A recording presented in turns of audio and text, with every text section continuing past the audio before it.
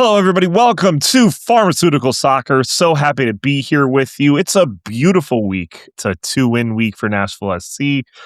And it's even more beautiful because I feel like I haven't been in the same podcast room with Valair and Clay. I feel like it's been a long time since the three of us have been all together for a pod. So I'm glad we get to come together to do this podcast for you, especially after this beautiful week. I am here with Valair Shabilla, Clay Trainum.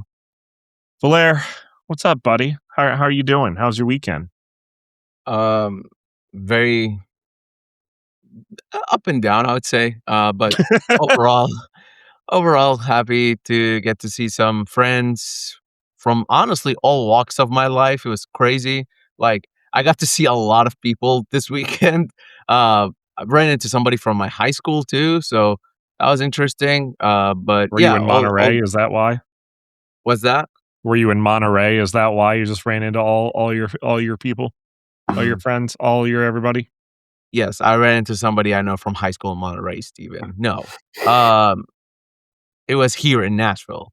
I am a little under the weather, but I am fighting through. And just like I told the guys in our pre-show meeting, this is just like when Jordan played when he had the flu. This is me. I'm a menace in the studio. When he had the flu or when he was hungover? I think that's an open question on to which one of those things is actually. I will not comment. Well, I would say it is strange that 2/3 of the Pharmaceutical Soccer podcast are sick today. Yeah, I know. I'm the one that's not sick. What is happening here? Well, I guess I don't really get sick. As far as my weekend, it was good. As I just would like to remind everyone that this is a Nashville Soccer and Big Ten podcast, and that's all we really care about. We don't care about anything else.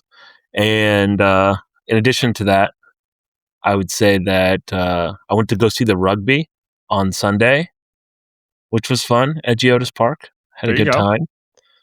You know, I did not realize this. So the 2031 Rugby World Cup is coming to the United States. And Nashville is one of the shortlisted cities for that. So I would imagine that there will probably be more rugby events in Nashville in the forthcoming years and probably at Geodis Park. So I had no idea about that. Kind of learned that while I was watching rugby, which was a good time. Which the Rugby World Cup is dope, by the way. I have been to a Rugby World Cup in 2015. It was a super fun time. It was in England, so there was a little bit more people knowing what rugby was. But you have to assume the event will be fun in the United States. I mean, I would assume. I mean, 2031, really just thinking about it, could be pretty big for Nashville as a whole because Women's World Cup could be in the U.S. as well. Yep, absolutely. And I would bet pretty hard that Nashville would be one of the cities that would host that. So could be a big summer in 2031. Will Pharma still be around? Yes, we will. I don't know. I'll be around. We don't know about that, actually. We cannot Bold confirm predictions. Well, Clay, it is funny you speak of just being a Big Ten and Nashville SC podcast because, like, for me and you, it's not as embarrassing or bad, probably. I think if there's anybody feeling lower than anybody on the podcast with our weekend, it's probably Valair. Why are you knocking me down while I'm down already? Because you're Jordan, because you can apparently handle as Michael Jordan. You can handle it. I don't even know what you're talking about. No. Let's address it head on. Let's address this head on. I would much rather fight for the title and lose than be Chelsea at any point in my life. So, there you go. Okay. Well, we've won the title. I've seen Everton lose to Liverpool in heartbreaking ways over and over and over and over again, so it doesn't really affect me the same way that it probably affects you guys when you lose to teams. It's true. Can we talk about the point of this whole show? Which is Nashville SC are really I had a good weekend. Thank you very much for asking. I really appreciate it. I don't care. Again, anywho, I had a great weekend. Thank you very much for asking. I got to watch some soccer, some Nashville SC soccer. That was really fun. I did watch one thing. I know we're going to bring it up later in the show, and we can talk about it. I did watch the Clint Dempsey documentary on Paramount, which is really good, by the way. He's he's probably one of the just most humble yet angry dudes I've ever just seen in my entire existence of life. And we're going to talk about it in the third segment. Bruce Arena sucks. I know. Valair agrees. And we're going to move on and talk about Nashville soccer. Huh? Yeah. I disagree Anyway. wholeheartedly. Speaking of America.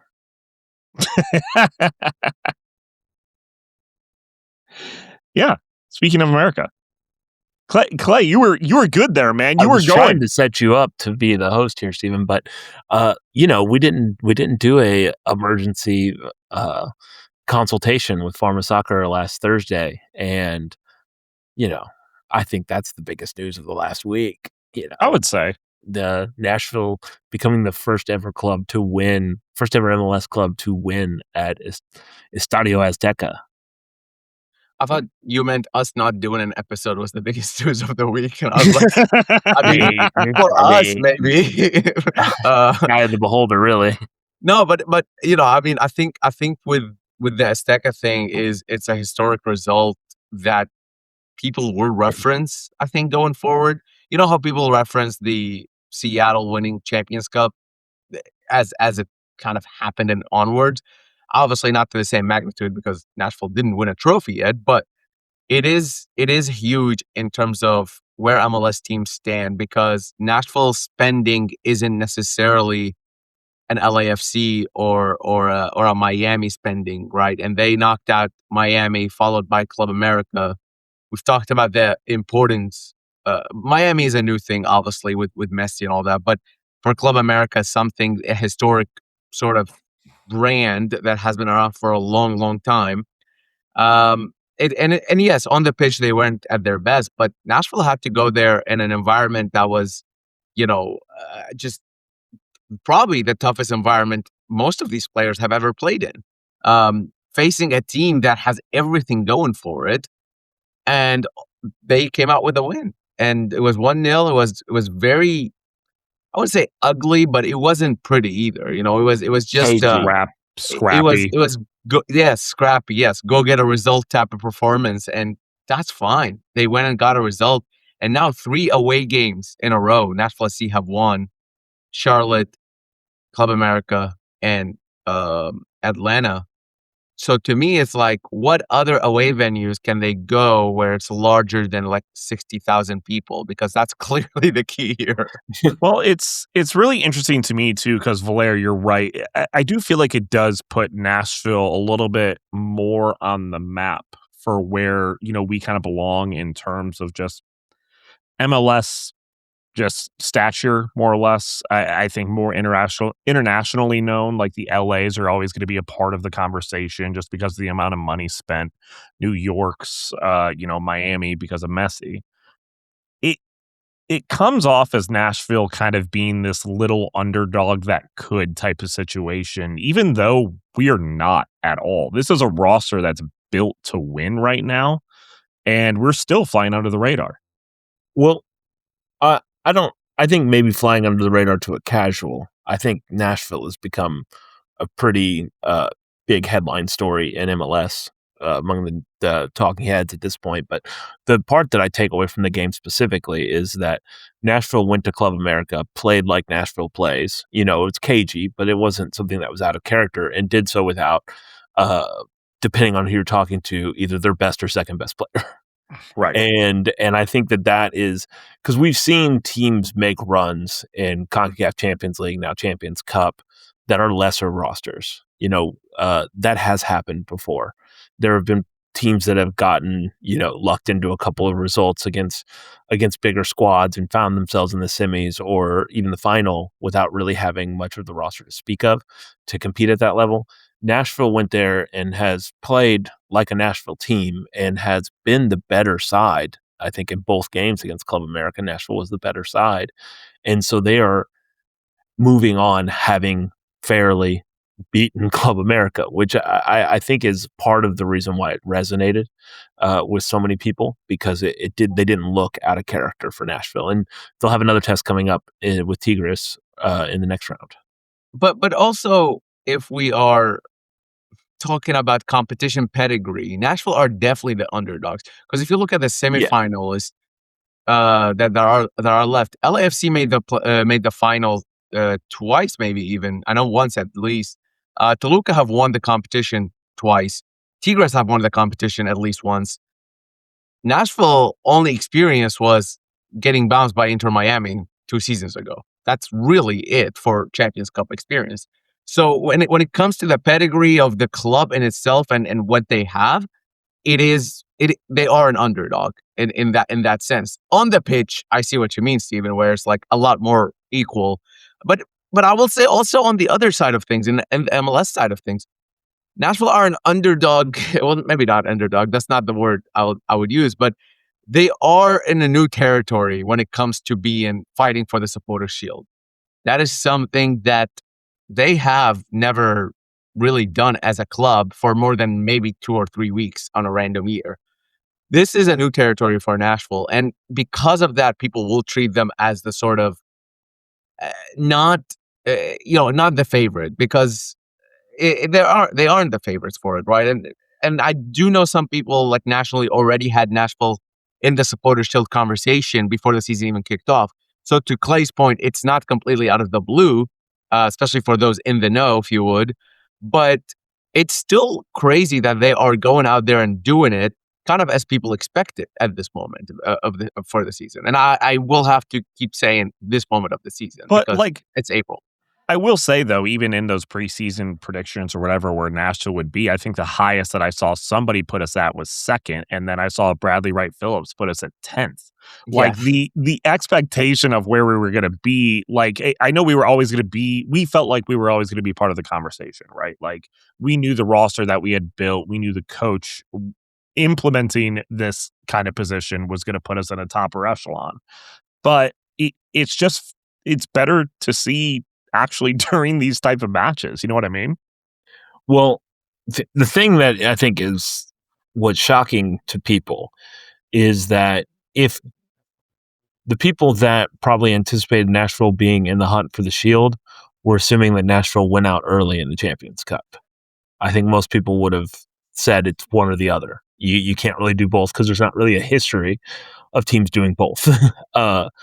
Now, Vancouver gave it a run last year, but that was also considered kind of unexpected. And so I do think that Nashville now being where they are in the standings, while also competing, and Nashville being where they are in the standings because the reserves have gotten results, because guys have stepped up in the league, because Nashville's already weathered, an injury here to get results.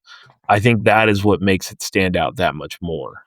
Yeah, it's crazy to hear the broadcasters, during these matches. Every Nashville match, it's like, well, they have 20 guys on the roster that could be in starting positions. And it almost looks, it's very true. You have guys fighting for positions every single week that want to showcase who they are as players. And I will say, like, it's more than just numbers, right? It's also the right recruitment, because I think, not to bring this up to Arsenal because I'm very angry about this club at the moment, Arsenal that is. But in reality, like Arsenal coming into the season, there was similar conversation about them that that Nashville were having, of like there are 2 guys per position, pretty much throughout, from goalkeeper all the way through, right? But what we have seen throughout the season towards the end is that second, third guy, yes, they are great, but they're not sort of keeping up the quality enough to where the team is feeling it. We haven't seen that from Nashville yet. And I mean that with the great respect to like somebody like Dan Lovitz, who has been a great servant for the club, incredible player. When Reed Baker-Whiting comes in for Dan Lovitz, I don't see a drop. And actually, some people will even argue that you see an increase in terms of the quality. And that has happened also with the recent performances from Jack Mayer, for example, when he came on in Charlotte, and played his role. We've seen that with somebody like Warren Madrigal. There are a couple of players that maybe you want a little bit more of, and we'll come to that. But this is the part where it's like it's not just in numbers that Nashville have realistically 2 for position, which is something they've not always had. Even you go back to the right back discussions in the past, but like in numbers they're good, but then also in quality they are really showing who they are.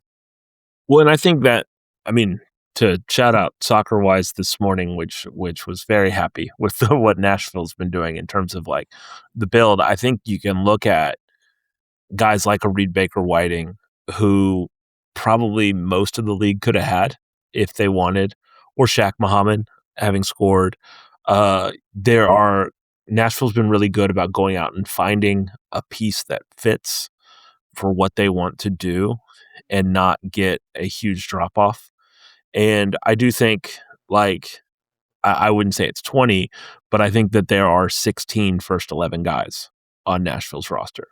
There are about 16 guys, and in that 16, you have a first 11 that will compete at the top of MLS.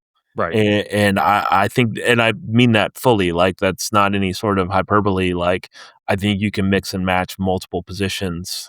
We saw that they've been doing that in the midfield more than anything else, but we've seen that at left back. We've seen that at a few other spots. So I do think that is a part that is different, because I think we talked about the team having depth before, but it was like having depth of like replacement level players, which Nashville didn't have. Like, Right. This is now a quality depth conversation as opposed to just a general depth conversation. Well, and I think it's part of the reason why you haven't seen drop off from Nashville SC in comparison to Champions Cup and major and just MLS in general. I mean, there's been some drop off in the way of play. I mean, we'll talk about that first half in Atlanta in the next segment, and I don't want to talk about it, but we will talk about it. But they're finding ways to win with the quality of players that they do have. And that quality seems to continuing to show it's increasing, right? Just, it's even the random players. I mean, I thought Shaq Muhammad looked fantastic against Atlanta, a player who I was not expecting to come in and just turn the tide of a match in a lot of instances. It's a lot of fun. Means we're in the semis for the CONCACAF Champions Cup against Tigres. Of course, the first leg being played next week in Nashville, second leg in Monterey, which, guess what? 615 Soccer will have a presence there in Monterey, Mexico. Super excited for that. It'll be me, Ben Wright, and Joel that are making the trip to Monterey for that in a couple weeks. So excited for that. Valair, you'll have to give me all the Monterey suggestions you possibly can. I mean, this is crazy to think about, with the final happening on May 30th as well. Yeah, very, very exciting, I think, for Nashville SC and the fans as well. And honestly, the buzz for Nashville SC has continued on from the Open Cup. And I feel like even through the offseason, it has increased. Like, we even go into like normal, like, not normal places, what do you call it? Like public spaces. Like I'm just seeing more and more gear. I'm seeing more and more conversations about it, or hearing more and more conversations about it, but not with me. Like, people talk to me about Nashville SC, obviously, but like outside of me, like overhearing conversations. And I think this is sort of a twofold. One of it is just winning on the pitch, which is obviously, if you keep doing that, you're going to get more people to talk about you, because that's how sports work.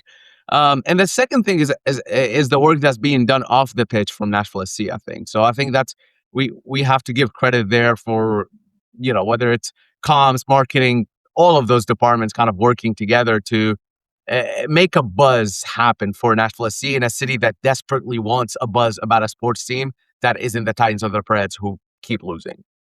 One of the things I love now, a few years ago, when what was the team from Dominican Republic? Mocha? Yeah. Yep.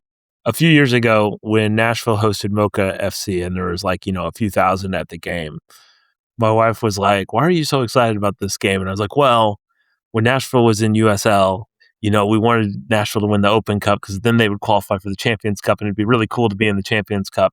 And she's like, "Oh, you're really excited about this game?" And I was like, "Yeah, because I had always thought it'd be cool to be in this competition." And then there's like nobody there. And Yep. And like when it's Miami, it's going to have a crowd no matter what. And Nashville got knocked out of that.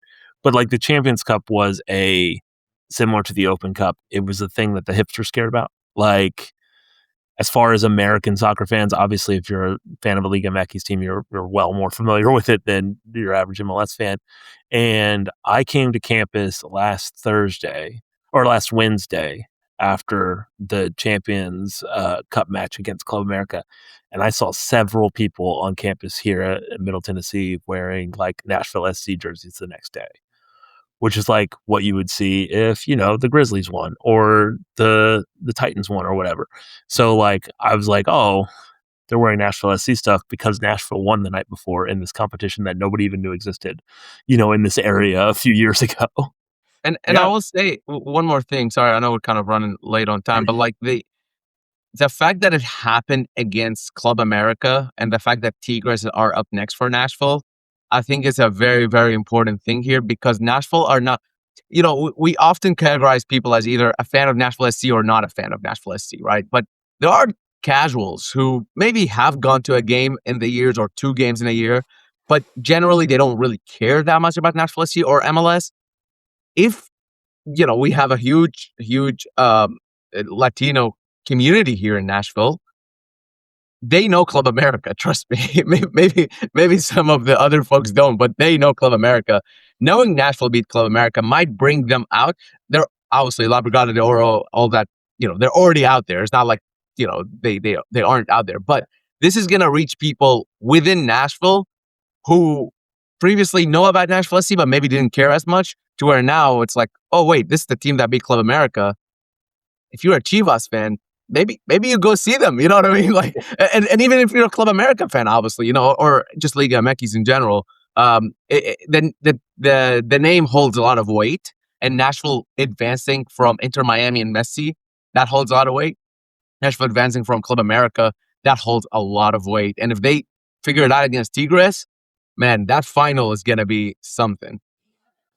Well, I mean, I would say, obviously, we'll preview it too, and I think Tigres is probably the more beatable one in the semifinal. I do think we have a good matchup there against Tigres. Obviously, we'll see what happens.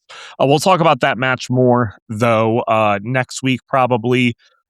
We have a one match week this week, which is very nice. We get a break from Wednesday soccer. We have an Atlanta match to talk about and more MLS news to talk about. We're going to do that all next right here on Pharmaceutical Soccer.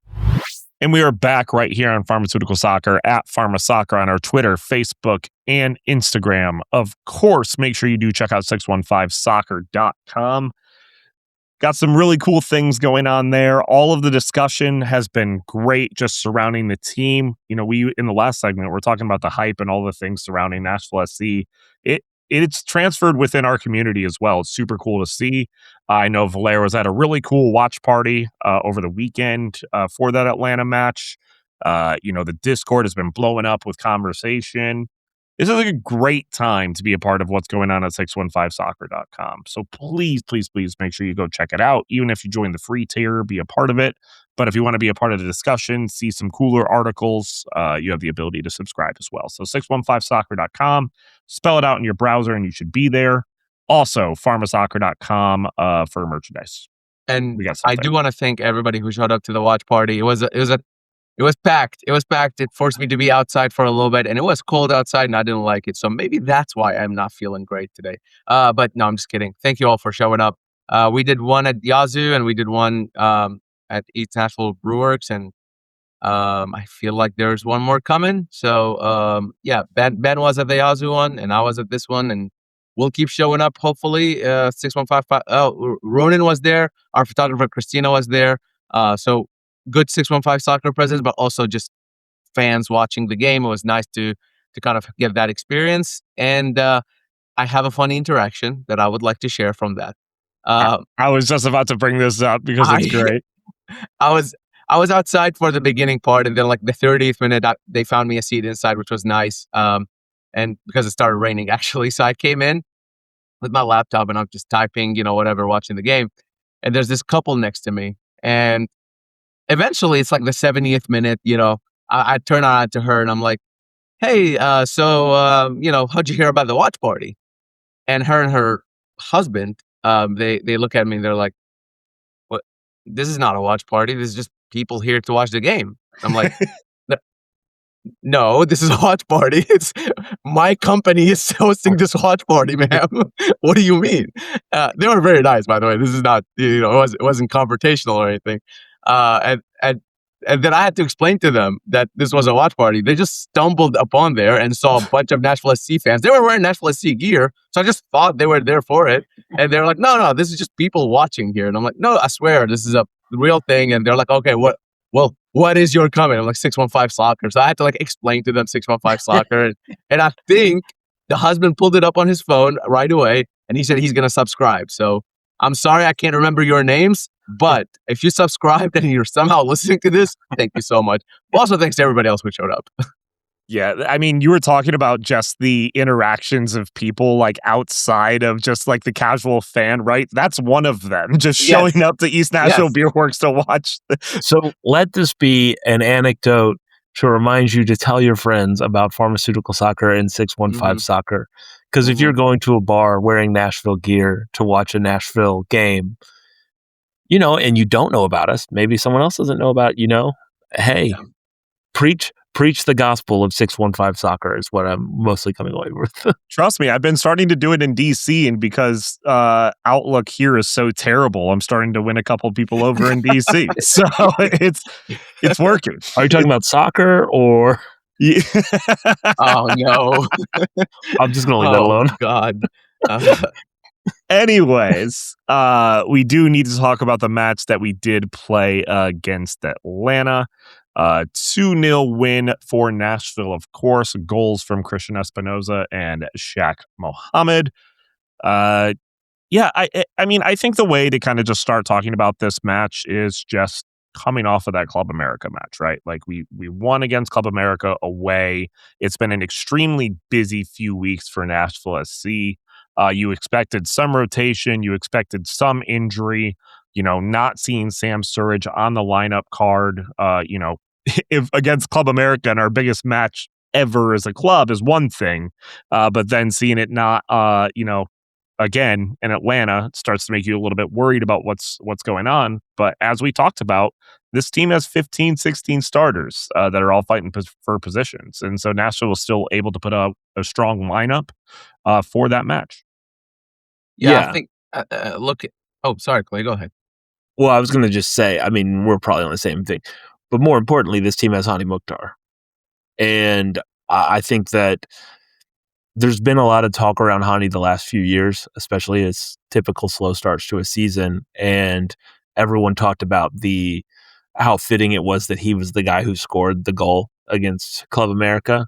But Hani Mukhtar has traditionally dominated Atlanta. With me using funny language that I apparently both Stephen and Valair didn't understand the reference to. But anyway, like Hani Mukhtar has traditionally done very well against Atlanta. And when Nashville has been in moments where maybe they needed someone to step up for the entirety of his existence in Nashville, for the most part, Hani has been the one to step up. And that Atlanta game is a clear example of that. That's a winnable game that Nashville's playing on the road. A draw is a perfectly acceptable result given the circumstances. A draw in MLS is generally acceptable, but given playing at altitude at Club America earlier in the week, a draw is a very good result. And Hani still could grab the game by the scruff of its neck, get 2 assists, and Nashville's going home, at the top of the Eastern Confrence, having won yet another road game. And that is the singular difference that a player like Hani Mukhtar can make. And I think we've been saying it a lot over the years, but I think people are coming around to the idea that Hani Mukhtar isn't just like a great player in MLS. He's genuinely, like statistically, performance-wise, one of the best players that MLS has ever seen. And certainly one of the best signings of all time in the league's history because the value on it is crazy. But in terms of production and results, there are very few players that have produced, certainly given that aspect, at the level that Hani Mukhtar has. Yeah, there are a couple of names that kind of you would think about, like your Nico Luderos of the world that kind of came in a similar situation and turned into one of the best players, like Clay said, in MLS. And I think Hani's not even in that conversation. I think he's already in that list. Like I think for what he has done already since 2020 coming into Nashville SC, he's already in that list. He won MVP. I think the big thing missing for him is MLS Cup. And those are the conversations that, I think he's not necessarily having in terms of like, oh, I wish I had that. It's more so I'm going to have that. You know what I mean? If you talk to that guy, if you talk to Hani, he is one of the most determined people I've ever talked to. It's in sports or outside of sports. He is very, very, he's a serious guy, and he takes his craft really seriously, and it pays off for him. But I will say on your point, Clay, as well, like Mercedes-Benz Stadium just hasn't been that difficult for Nashville SC overall. They've lost a couple of games there, only twice that they've lost there. And if you go to 615soccer.com/stats, you'll see a beautiful interactive table that you can plug in whatever you want and filter out all of that stuff. But under BJ Callahan has yet to lose at Mercedes-Benz Stadium. He's won 2 games and drawn 1 there. His first ever win as a Nashville SC coach was at Mercedes-Benz Stadium. And overall, Nashville SC have 3 wins, 2 draws, and 2 losses at Mercedes-Benz Stadium. So just as an arena, I think Nashville SC have performed better than most away places there, which is, I'm sure some Nashville SC fans will take great pride in that. But also, we can't underestimate the fact of how terrible Atlanta are right now. As good as Nashville SC were, I do think Atlanta were terrible. Agreed. And I do think if one of their shots wasn't directly at Brian Schwacke, like it would be maybe a different story that we are having. Real quick though, I want to kind of talk a little bit more about Hani, because normally I feel like in this show historically it's just like, well, Hani's really good. We all know this. Let's move on and talk about the other things that are important. So we'll spend this time to actually talk about how amazing Hani actually is, where I think even this year, it's not I think statistically, this probably won't be his best year when it comes to the way it'll look from a goals and assists perspective. But I do think this year is going to be probably the most important Hani year that we do have specifically as him as a player, because he's taking a lot more of a captain leadership, bringing other guys up. Valair's right. Like Hani, I got to do that one open training with Clay and Valair there, where like I was expecting just an open training. Everybody's lackadaisical. Everybody's kind of doing their thing. It's an open training, right? Hani is the most intense, as intense in training as he is on the pitch. Like he wants to win and he wants to be that guy. So he's one of the guys that you can trust to put the game on his back, whether he's going to be the key figurehead scoring the goal or the one that needs to be the guy setting up the pass. That's just who he is. And he showed that he was able to be both against Atlanta and against Club America. I'll never understand why the U.S. isn't pushing more for him to be on their squad going forward, but I digress. But yeah, Hani deserves all the credit. I also think it's very interesting as well, even though that we have done well in Atlanta before, it was a completely new pitch as they have gotten used to moving towards a grass pitch and to get ready for the World Cup. Definitely, that does change, how things kind of react, how the ball bounces, and apparently Nashville is still able to go in there and get the result that they needed. But I think one of the things, especially talking about Hani Mukhtar, we do need to talk about Shaq Muhammad's goal as well, getting that second goal, which I do think is very cool. A very, very cool story. I think Hani made the right move. I don't think he was just specifically doing it to, help his friend score a goal. I think he made the right soccer play. But the story of Shaq Muhammad in this Nashville SC squad is a super cool one to be able to have. Yeah, and it proves sort of it proves what BJ has been preaching since pretty much the moment he walked into Nashville SC, which is you work hard, you get your opportunity. You'll get your opportunity if you work for it. And it really, no one is bigger than the entire squad. No one's bigger than the team. If you work and you put in the effort, it doesn't matter if you are a trade from Orlando's second team, or if you are, Ahmed Qasim, or if you are coming in as a U22 initiative player, or if you're a DP. Eventually, if you are performing on the pitch, you get in and you get a chance to showcase your talent, and you do it. I think for Shaq Muhammad specifically, this is a very big moment for him, because when you look at players his age who haven't broken through into MLS squads, he's 22 years old. He's not old by any means, but generally, if you aren't able to get MLS minutes by now, it's kind of the writing is on the wall for you. The only guy I can remember to have a similar sort of trajectory with Nashville SC was Josh Bauer, actually. When Josh Bauer came to Nashville SC, he was in his early 20s, maybe had played a couple minutes here and there with Atlanta's first team, but then he kind of grew into the game and became that guy with Nashville SC as the seasons progressed. And maybe Shaq Mohammed is following the same footsteps. I don't know. I mean, it's too early to say, obviously, but I think for him personally, like you can obviously see it in his reaction to the pass and to the goal. But away from all of that, away from all the sort of storyline narrative stuff, his finish was really good. And he was attentive. He was good from the moment he walked onto the pitch. He got two really good chances. He finished one of them. He should have finished the second one. I think he'll be the first one to tell you that. But regardless, he comes out of that match as, scoring his first MLS goal. And I think it's a very big moment for him. I just have to throw this in here because when you said, the only guy I can think of that sort of fits that profile, I really thought you were about to make a very rare Handwalla Wana reference. I did too. He didn't fit the profile because, Handwalla Wana, did he ever score for Nashville? Oh, man. I don't know. He only made a few appearances, but I don't think so. Yeah. I don't think he did. But he was also friends with Hani Mukhtar, and I think Shaq Mohammed is friends with Hani Mukhtar. So, Shaq Mohammed is definitely friends with Hani Mukhtar.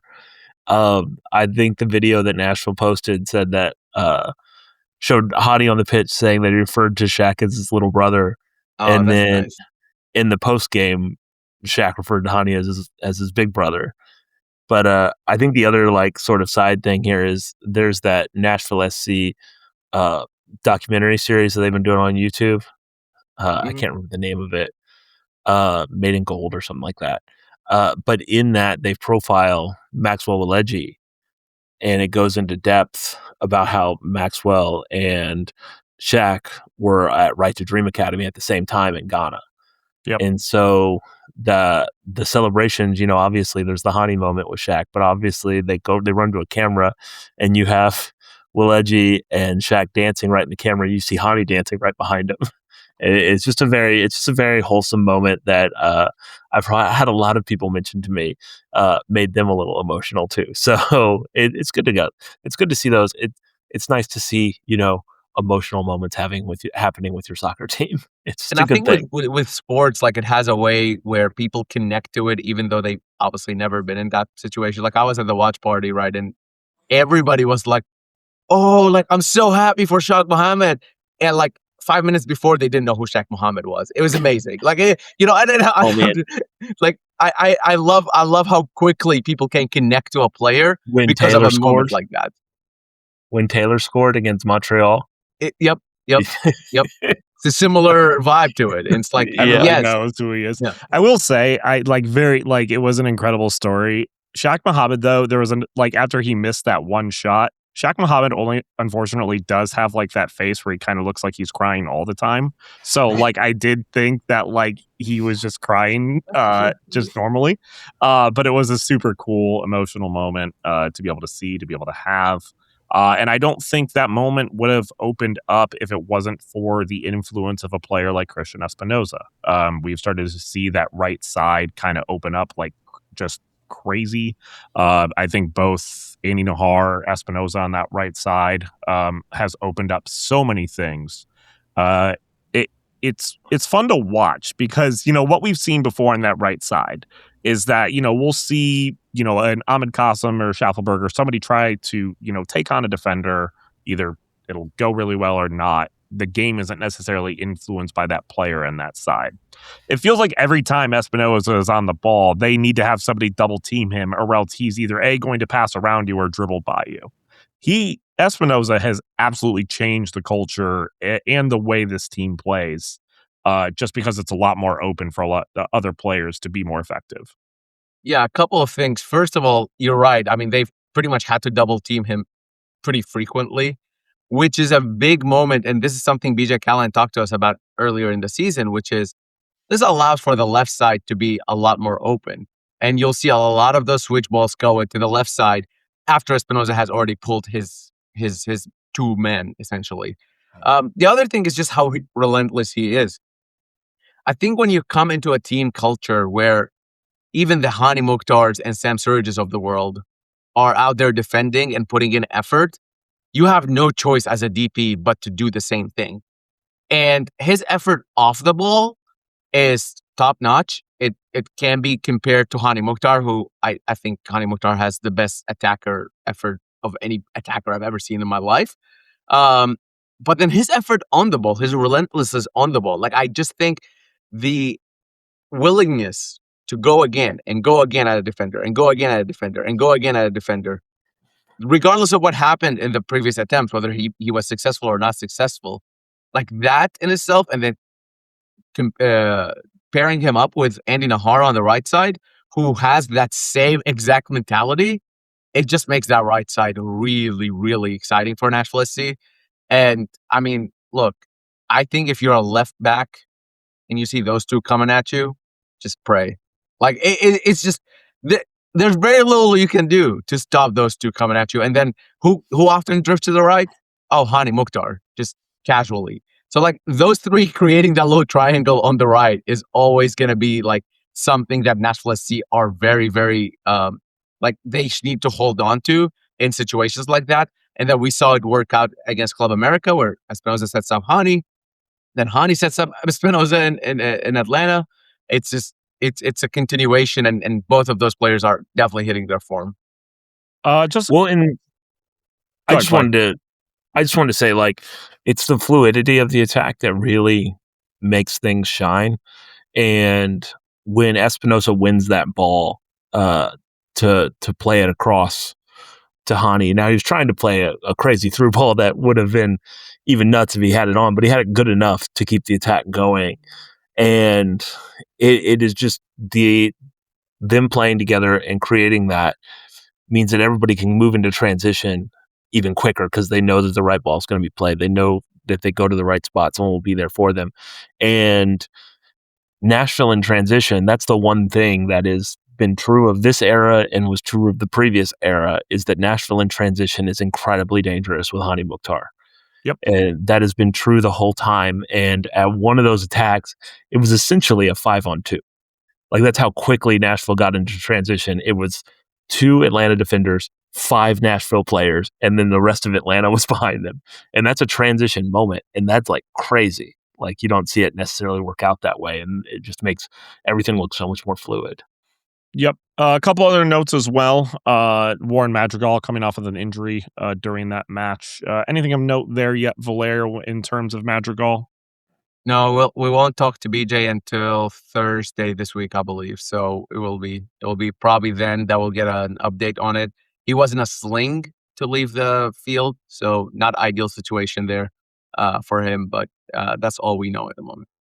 Yeah, a lot of suspected dislocated shoulder in that instance, just from people looking at it, which, you know, painful, but hopefully it's an injury he comes back from extremely quickly. Nashville winning on the road, another thing that's kind of a big deal. You know, not something that we saw a decent amount last year. Honestly, our record, last year was a lot worse than this year. Specifically, it's good to see Nashville go out on the road and get these wins. It shows why we're in first place in the East right now. Cool. Yep. And then I do want to say, like, just carry over from the Espinoza conversation and then on the Mukhtar and Espinoza conversation. Quick update here. Espinoza and Sam Surridge both have 8 goal contributions, while Hani Mukhtar has 7 goal contributions. That's honestly, even the biggest optimist wouldn't have had that this early in the season. Nope. That is incredible. That is 23 goal contributions from your 3 DPs going into this season, and we're in April 20th as we record this. So really, really, really good output. And then not to mention that Madrigal and Yazbek each have 4 goal contributions. I don't think anybody had that at all. So on this 420, you would say your vibes are high? No comment. And I want to ask you guys about this because I think the next one is about Schwalke and sort of his influence on the game. But NSC Spence on our Discord said, "Is Schwalke as good as he seems? In MLS play, he has faced the fewest shots on target of any full-time keeper." Thoughts? Yes. I mean, I don't necessarily know. There's two things specifically that we see a little bit differently from Schwalke than I think we did from Joe Willis that are a lot more impactful. One, part of the reason that we are not seeing as many shots probably taking on Brian Schwalke is the fact that his distribution is incredible and fits BJ's system how it should be. You're not worried when Brian Schwalke has the ball on his feet and a defender is coming at him. It seems like he knows where to put the ball. It seems like he fits specifically into BJ's system. It leads to less turnovers. It leads to just the ball being carried up the field more higher than it should, more or less. I think that's one. And then two, his shot stopping ability is incredible. Like his positioning and shot stopping ability, it seems like he's in every right position all the time. I think that he is prone to some shaky moments that he has shown this season, but I do believe that some of those moments are to do with not being in those situations as often. And certainly Joe Willis was prone to those every once in a while too. I think every goalkeeper is on some level. I do think that at some point there will be a defender or a attacking player who gambles correctly, and Nashville will get burned when playing it out of the back goes wrong situation. He does seem like a magnet going towards another magnet a lot of the time, but sometimes you do miss specifically that. That Club America punch was one of them where I'm like, wait, what are you doing? What are you doing? How did you miss this? Yeah. So, I mean, but like those do happen. I do think that he's doing very, very well, even better than I think any of us expected. And I do think he'll only improve. He does have a decent amount of experience. It's just not in MLS. And I do think that we're going to see a silly goal that Nashville gives up at some point, because that is what happens when you play this way. And that we saw a silly goal that Nashville gave up against Chicago earlier this season. So like those things will happen at times. And Schwalke will probably be somebody who has a moment like that. And the important part will be rebounding and still finding a way to get a result. But he's had a very good season, so much better than I think anybody anticipated. Even the biggest optimist wouldn't have anticipated him like having a goal against average that is in record territory with Casey Keller. Right. What about you, Valair? I do think that defense is playing a really big part in this, and I don't think we should minimize that by any means. But he has come up with some insane saves as well. Like let's ideally, this is a very good thing for Nashville. They are tied for second in terms of fewest goals conceded. They've conceded 4 goals. Wild. In all of in MLS play, that is. Only Seattle and San Jose have conceded fewer, which are 3 for each of them. But 8 games, 4 goals. I think you look at the work that the defense is putting in, or the defensive unit, I should say, putting in, because Yazbek, Taxev, Matt Corcoran, even Hani Mukhtar, all these guys, they are putting in their shifts, their defensive work to prevent these shots from happening. But look, for Schwalke right now, I think this is probably the best form he's ever felt in his life. I think he feels very good, which when players feel good, they feel supported by the team. They outperform what we initially think are their limits. And the support he's gotten from the team, including Joe Willis, which I think is a big thing here. The support he's gotten from his teammates on the pitch, off the pitch, the support he's gotten from the coaching staff, and the support he's gotten from the fans too, because I think that's important. The way that the fans are kind of, falling in love with him in many ways, right? Because he came in as an unknown and he's taken a spot for a very veteran guy who is a fan favorite, who had a whole chant. This is not an easy thing to do, because the simplest mistake, and he would have fans calling for Joe Willis right away. We talked about that earlier in the season. For huge credit to him for being able to come into that, make that starting spot his. and excel at it. Yeah, who would have thought that this would be a defensive juggernaut team? Gary Smith down here blessing the current Nashville SC team with defensive status. And yeah, I think Brian Schwake has definitely helped out with that. Cool. We got a lot more to talk about, some MLS stuff to talk about, as well as our return back to Geodis. Finally, good to be back home this weekend.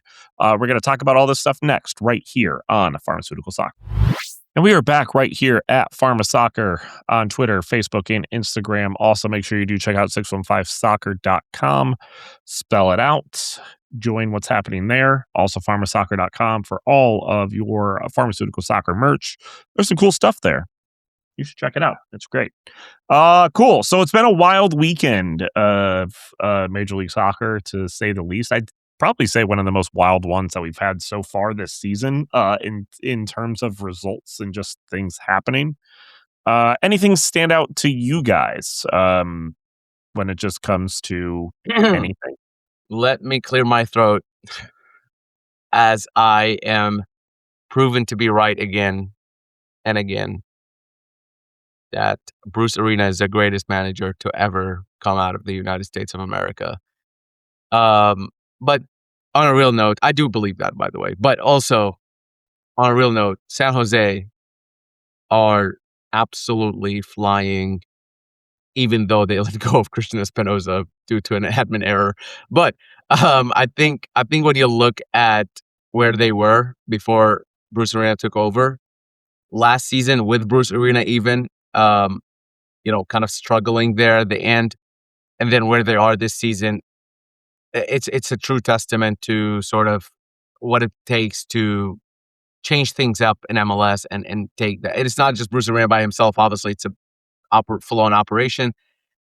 I will say this: everybody knows ownership of San Jose is not it's not ideal. Ask the Oakland A's about it, or not even Oakland A's anymore. But I think at the end of the day, what they have been able to achieve, and I think even more importantly, who they've been able to achieve it with, is a testament to the good work that everybody's putting in. But I've talked about this before, but when you look at somebody like Preston Judge, Nico Chiqueras was immense against LAFC.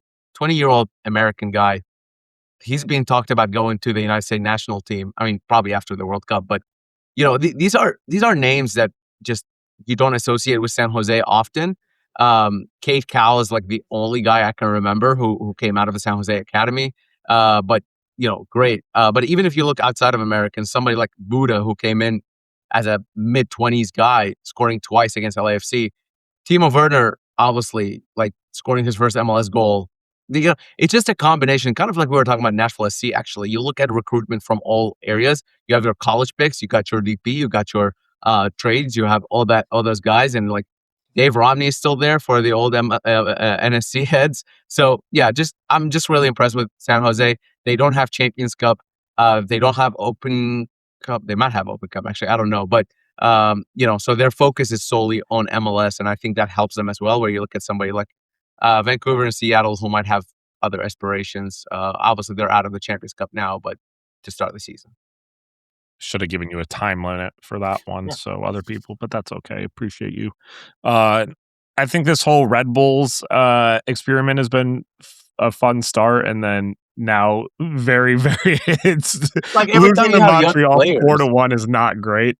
Young players are great, man, because they just keep you on your toes. You're either tying Miami in Miami or you're losing to Montreal. So, which we never talked about, by the way. Nashville made Javier Mascherano quit, so shout out to Nashville for doing that. That's always a good time.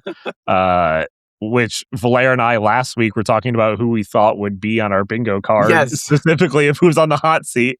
Mascherano was not one of the ones that we brought up. But yeah, that's interesting. Peter Musa currently leading the Golden Boot with 9 goals, which is insane. I mean, he's probably the best striker in MLS, one of the best strikers in MLS. My second favorite Western Conference team, obviously we all know now who is my favorite based on what I just talked about. My second favorite Western Conference team is Real Salt Lake, who are also doing it great with some incredible kids who not only are talented, they have amazing names. So, go ahead and take a look. Diego Luna obviously kind of leads that attack now that he's back, but Gila Vogie is the DP they got also from I can't remember where they got him from, but they got him from somewhere. And then Xavier Gozo is the big name, 19-year-old American again, very versatile, amazing player. So he's probably looking into the U.S. national team, and that's just really cool to see for me. You know, these young guys getting a chance in MLS and proving themselves. Cool. We do have a couple other news and notes and mailbag questions to kind of talk about here. So we'll let Valair. You said there was a few that we do have mailbag wise, Valair? Yeah, so we're sticking with NSC Spence. He came in for a second question, and you know what? I'm feeling generous, so we're going to answer this one. What's the best look if both Surridge and Madrigal remain out through upcoming games? It was a good question. I mean, I think it's going to be interesting just to see, just because of the fact that this would be one of the moments where I do think that you would see like a Woobens Pacius, right? Like I do feel like it would be. I'm starting to see the confidence in that kind of be less, where I could see more of a Qasim playing more of a central role, because I do think when Qasim slotted into a central role against Atlanta, he played extremely well. So I could see that kind of being something that happens, him playing alongside Alex McWheel. I think that would be kind of what I see the most if it is going to be a long-term situation, but I'm not sure. Positional fluidity is something that has been talked about with Nashville now since BJ got there. So for like 2 years, positional fluidity has been a talking point for Nashville SC. I do think that the guy that's maybe not starting every week who offers a lot in that department is Ahmed Qasim. He can play in multiple roles, and so I think we would see him playing. I do think that this is where having the luxury of an Alex Muil, who you can kind of line up wherever you want, allows you to kind of play with ideas, because you can put him anywhere, essentially from the midfield to the attack, and even in defense if you wanted to try out some different ideas there. Having Wheel does offer you that. But as far as the like for like is Woobens Pacius. And so I do think that is where you would go for if that's what you're looking for. But I think we'd see that Nashville would maybe change slightly some things that they do, and we might see, Hani Mukhtar go back to a more focal point of the attack, as opposed to it being as withdrawn as he's been these last 2 years. Okay, fine. Since neither of you committed, I'll commit. Shaq Mohammed. Boom. There you go. That's the answer. Well, I mean, that's what I was talking about. But yes, he would obviously be in the mix too. I do think he has an opportunity. I think it's a big testament that Shaq Mohammed came onto the game, even though Woobens Pacius was on the bench. I think that might tell you a little bit of where they are on the pecking order. They play a little differently. Shaq Mohammed has been playing on the left a good bit as well, so he is a striker by nature. So it's interesting to see where that goes. But I feel like just simply because he scored that goal, he's going to be relied upon, and maybe he overtook that backup spot from Woobens Pacius for now. I also think that we don't know much about the Surridge injury. He could be back against Charlotte, and this is not even a discussion. And same thing with Madrigal. We don't know how bad it is. So, nothing is confirmed. Moving on to Chris Ben. Not Ben Wright. Chris Ben. Chris Ben? Chris Ben. How do we think Jack is feeling about his current role? Could be pushed for a summer move to a team that...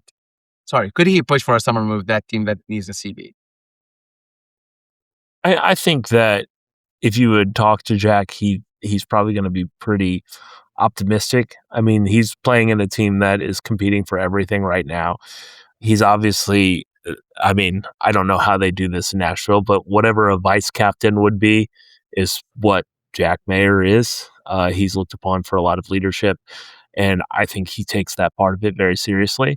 And so I'm not sure that we would see him push necessarily for a move. His contract is not going to be the easiest for a club to say yes to, as it currently stands.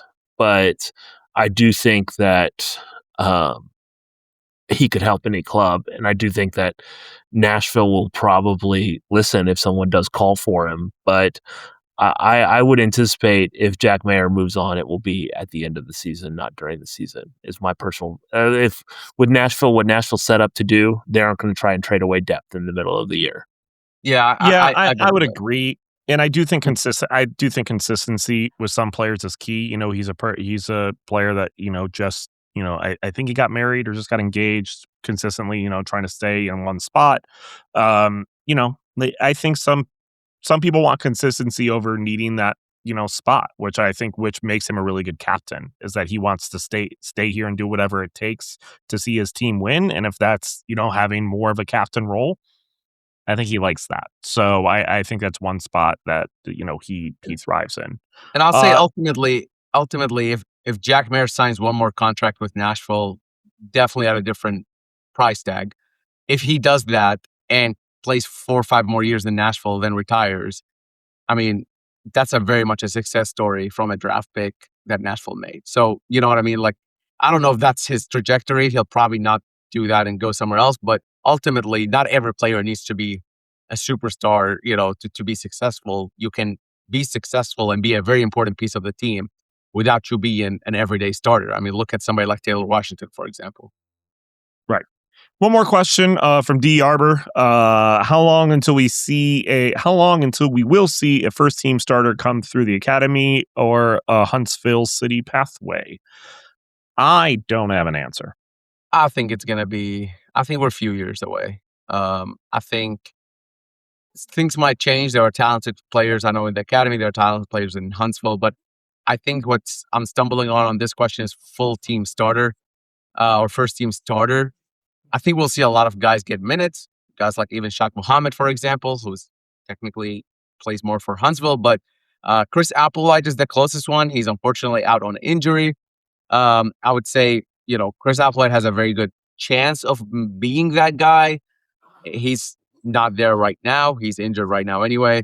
There'll be other names that will come through. I'm sure of it. I just don't think Nashville's academy, and to an extent of that Huntsville, is at the level where you can plug and play, say somebody like Seattle does, or Philly even. But I don't think I can give you an exact year, but my guess will be 2 to 3 years until we see an actual starter, as in game in, game out in the first team from those entities. I think it's also important to remember that the academy's role isn't necessarily just producing guys for the first team. It's also producing people that you can move on elsewhere. And I think that Nashville takes that part of it very seriously. Look at the example of Johnny from last year, where he was not a starter and they moved on to Chivas. So I do think that you're going to see maybe guys that Nashville brings up, but maybe don't fancy because they're in a position that Nashville might have depth in, and so they might move them on. So I do think that that's an important thing to consider. Not that Nashville's in that spot right now, but that is also a consideration when you're talking about the academy and the assets that you produce out of the academy. And I do also think it's probably one of the best times, even though it might be a few years away, this is still probably the best time to be a part of the Huntsville City, Nashville SC Academy, because BJ Callahan is that coach, right? Like his goal is to make Nashville more youthful and bring up players from the academy. That's what he wants to make Nashville be. So not only get to the point of winning matches with the squad that we have, he wants to do it by bringing in young players. Do you think we ever would have seen Andrew Carlton get on the pitch last year if Gary Smith was involved? I don't think so. So it's really cool. This is probably the best time to be a part of the academy for Nashville SC. It might be a few years before a first-time starter. But yeah, I think it's probably the best time. Okay, we got to preview a match. We haven't seen this team in an extremely long time. Andrew Carlton? Huh? Andrew? What is his name? Is it Andrew or Andy? Which one is it? Andrew Carlton used to... he's known for other things. Yes, I know that. I thought I said the right one. Yeah. It's fine. Okay, anyways. Continue on to your little bit that you're about to do. I'll let you have it again. Go ahead. Thank you very much, Valair. I appreciate that. Yes, we have to preview this team we haven't seen in a very long time, Charlotte FC. Haven't played them in a bit. Thank you, Valair, for letting me get through that. I appreciate it. Not a lot to preview. Charlotte has looked pretty good, actually, in the league since the 2 weeks ago, since they played Nashville SC. Yeah, I don't know. What do you want to preview? They beat New York City last week. We beat them before in Charlotte. I don't know. You just want to. I think this game has always been a little bit, I don't know, difficult for Nashville. I think it's just even at home. I think Charlotte is just one of those teams that have given Nashville historically some issues, but nothing that they can't overcome. Actually, I think for Nashville, looking into it, they are the Eastern team to beat right now. They are the top dogs. They are looking at it. Every game, Nashville is going to go in as favorites in MLS. Almost every single. I think there's an LAFC game. You can maybe make an argument there about that. But like pretty much every other game they play in MLS, they're going to be looked at as favorites. And that's a new position for Nashville SC. This is no different against Charlotte. They've kept Charlotte. They've had some big results against Charlotte recently, including that 2-1 win in Charlotte just a week ago. So I don't know. I think for this one, it's interesting to see teams play each other that closely, and we'll see if Charlotte's going to do anything different, because they looked woeful during that game, and they also missed a penalty. Let's not forget that. So like, it's not as easy as like, oh, Nashville beat them last week, they should beat them again at home. It's just there's going to be some tweaks to it, and Nashville will just need to adapt to it. I do think the one thing of note, though, different from the last time that Nashville played Charlotte, is last week that Wilfred Zaha did start against NYCFC last week. Definitely a player that adds a little bit more space and time. You have to focus on a little bit more. So, yeah, got to do that. So, we are going to preview and predict this match. We'll do plugs and predictions. Valair, do you want to start with your plug and prediction? Yeah, please follow me at Valair Shabella on Twitter, Instagram, Blue Sky, TikTok, YouTube. What else do we have? Do we have anything else? I think that's it.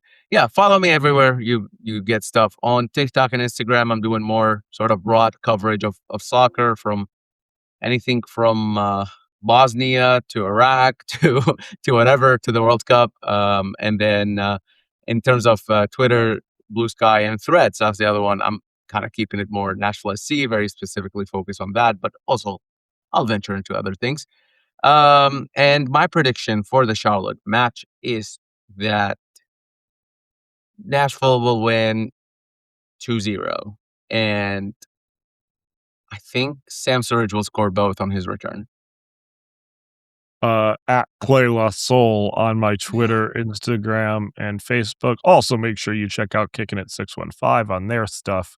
Everton, Indiana, Evansville. Nashville ends up winning 2-0. I didn't want to be the same as Valair, but I'm the same as Valair. Nashville wins 2-0. Wow, sounded just like Clay. Steven, what's your prediction? It is that was Clay. What are you talking about? That was Clay. And then for me, at PHStevenHD and all my stuff, there's cool stuff going there. I think it's going to be a 3-2 barn burner. I think Nashville probably just lets up a few goals, but we still get the win. And I'm going to go 2 goals from Christian Espinoza, and then 1 goal from Patrick Yazbek. I think he gets another goal as well. So thank you so much for listening to the show. We really do appreciate it. Sorry, this episode is a little bit longer than we normally do, but we had a lot to cover. So we will be back next week to talk about the Charlotte result. Thank you so much for listening to the show. We appreciate it. Have a great rest of your day.